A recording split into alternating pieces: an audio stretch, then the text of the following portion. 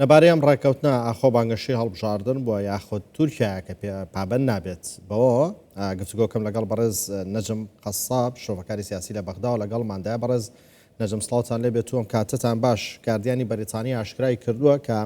ڕێککەوتنەکەی سوودانی و تورکیا بۆ بانگەشەی هەڵبژاردن بوو و تا ئێستا هیچ ئەنجامی نەبووە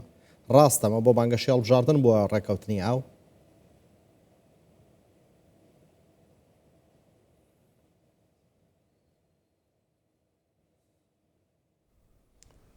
تحية طيبة لك سڵاو و ڕێز بۆ خۆتان و بۆ بینەرانتان نەخێر بە دڵنیاییەوە سەرەتا ئەم ڕێککەوتنانە و ئەو بەڵێنانە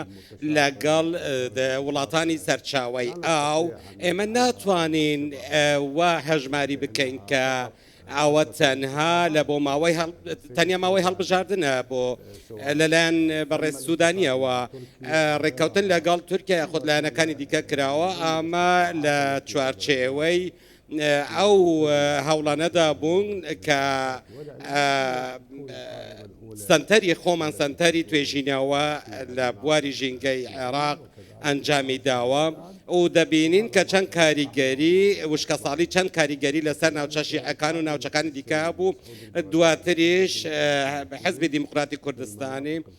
لە ناوچە کوردیەکان لە هەرێمی کوردستان هەروەها بەڕێز محەممەد حالبوسی سەرۆکی کوتلەی تەقەدم لە ناوچە سنیەکان هەموو ئێمە باسمان لەو بابەتانە کرد بەر لە هەڵبژاردنەکان لە ماوەی سێ مانگ دەبەر لە هەڵبژاردن بەڵام وەک ئەوەی دیارە کە تورکیا هاوڵ دەدات دۆسیەی ئاو بکات بە دۆسیەکی سیاسی بەر لەوەی کە دۆسیەیەکی مرۆیی یاخۆت دۆسیەی وڵاتێکی دراوسێ بێت کە پێویستە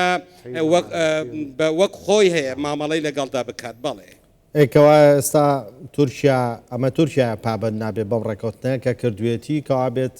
پێچوانیان وانە بەشێکی شۆکاری لاوازی سوودانی حکوومەتەکەی سوودانیە کە ڕێککەوتنی لەگەڵە کرێ و دواتریش ڕێککەوتنەکە جێبەجێ ناکرێ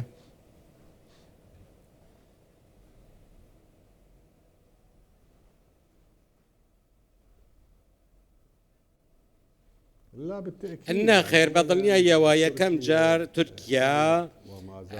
تا ئێستاش ئەو ناکۆکیانە و ئەو ململانیانەی نێوان هێزە سیاسیەکان بە دەرفەت بۆ خۆیان دەزانێت واتە کاتێک حکوومەت هەڵدەستێت بە واژووکردنی بەڵێننامە یاخود گرێبەست لەگەڵ هەر وڵاتێک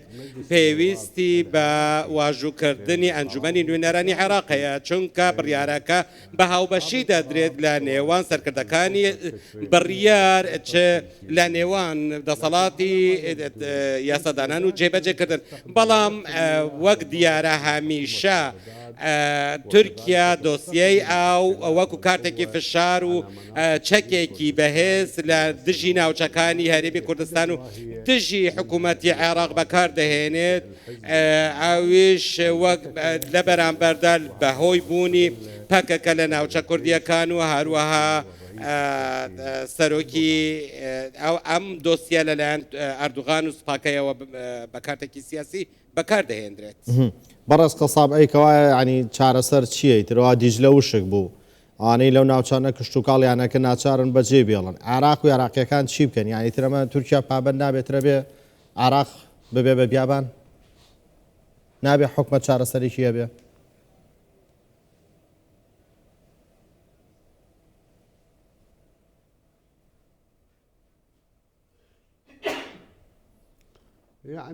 واتە وەک ئەوەی دیارە عێراق بڕیاری یەکلاکەرەوەی نەداوە یاخۆ جوورێکی بڕیاری بوێرانەی نەداوە بەرامبەر بە حکوومەتی تورکیا وەک بۆ نمونە ڕێگەدان بە هاوردەکردنی کاڵای تورکیا ئەتوانێت عێراقیش دەتوانێت کە ئەمەش وەک کارتێک بەکار بهێنێت بەرامبەر بە تورکیا دەزانین کە زۆربەی سامانی تورکیا لە ڕێگەی ئەو کاڵە هەناردەکراوانن کە بۆ عێراق دێن یاخۆت کێشەی چارەسەرکردنی نەخۆشەکان هەناردەکردنی نەخۆشەکان بۆ نەخۆشخانەکانی تورکیا ئێمەش کارتی زۆرمان بەدەستەوەی ئەگەر بەکاری بهێنین لە مامەڵەکردن لەگەڵ تورکیا دەتوانین بەکاربهێنین. عراق بۆ بەکاری ناهێنێ پێت وایە عراق بتوانێت کارتی هاوردە نەکردنی کەلوپەلی تورکی لە بەرامبەر تورکیا بەکار بێنێ یا عراق کەلوپەلی کوێ بەکار بێنێ؟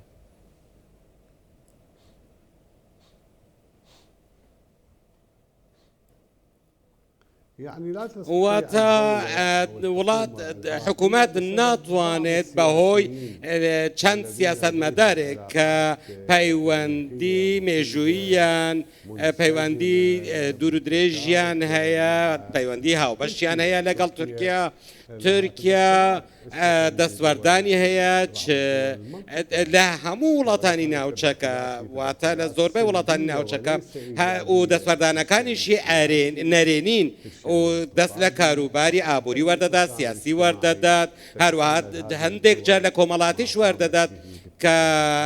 ئەمەش زیان بە وڵاتانی دراوسێ دەگەێنێت لەوانش عێراق کە زیانی بێت داهاتووی عراق و گەلی عراق و ئاوی عراق کراوە بە قوربانی چەند کەسێک لە عێراق؟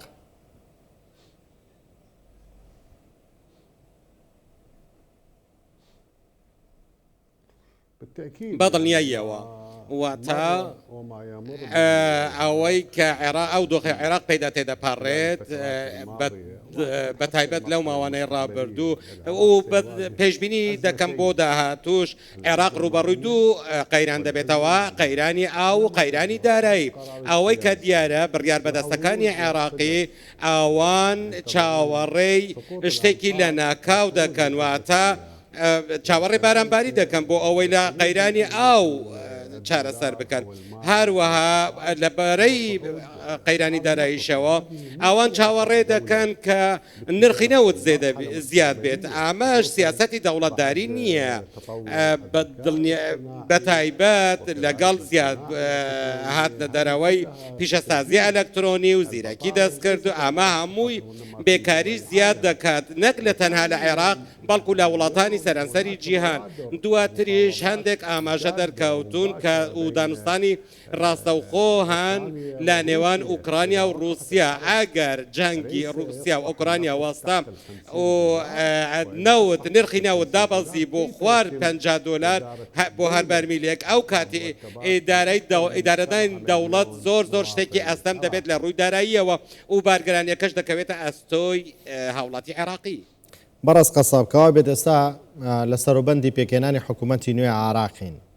دەبێت پلانی حکوومەتی داهاتوی عراق چی بێت چۆن بێت بۆی لەگەڵ تووشیا بکاتە ڕێکەوتنێک ینی عراق لەم نەهاتە ڕزگارکە ینی دۆخێک چاوەڕێ عراقەکە کە ڕەنگە هاوینێکی دیکە تێپەڕێ نیوەی عراق ناچار مشوێنەکانی خۆیان بەجێ بێڵە.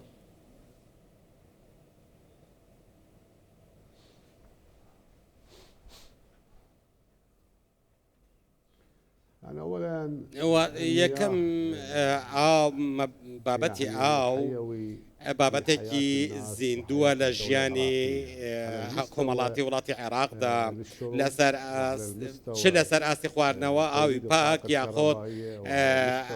بەرهەمهێنانی کارەبا یاخۆت لەسەر ئاستەکانی دیکە ئەوەی کە ئاوی باش نییە پاک نییە هەموو جونگەکانی دەوڵەت پێش بە ئاوی دیجلە و فورات گرێ دەدەن ئەواتە ئەگەر ئاستی ئاو لە دیجلە و فورات دابەزی زیاتر یعنی بەرەو نەرێنی تر ڕۆیشت ئەمە بە نەرێنی لەسەر دەوڵەتی عێراق دەشکێتەوە چونکە تەواوی جونگەکانی دەوڵات پشت بە ئاوی دیجلە و فورات دەبەستن. عراق ناتوانێت پشت بە یاسا نێودەوڵەتیەکان ببەستێت و داوایەکی یاسایی لەسەر تورکیا تۆمار بکە سەبارەت بە ئاو.